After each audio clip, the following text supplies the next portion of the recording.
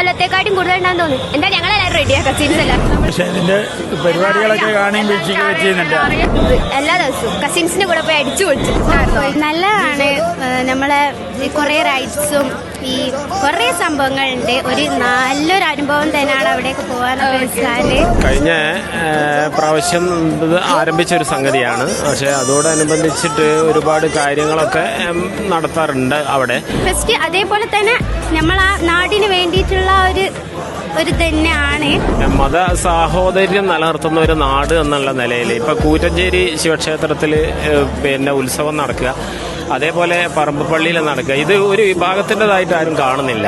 ഒരുമിച്ചിട്ട് ഇതൊരു നാടിന്റെ ഒരു സമൂഹത്തിന്റെ ഉത്സവമായിട്ടാണ്, നാടിന്റെ ഒരു പരിപാടിയായിട്ട് നടക്കണം എന്നാണ് നമ്മളെയൊക്കെ ആഗ്രഹം. ഒരിക്കലും മിസ് ചെയ്യാൻ പാടില്ല. എല്ലാവരും വന്ന് നന്നായിട്ട് അടിച്ചു പൊളിച്ച് പോവേണ്ട ഒരിതാണ്.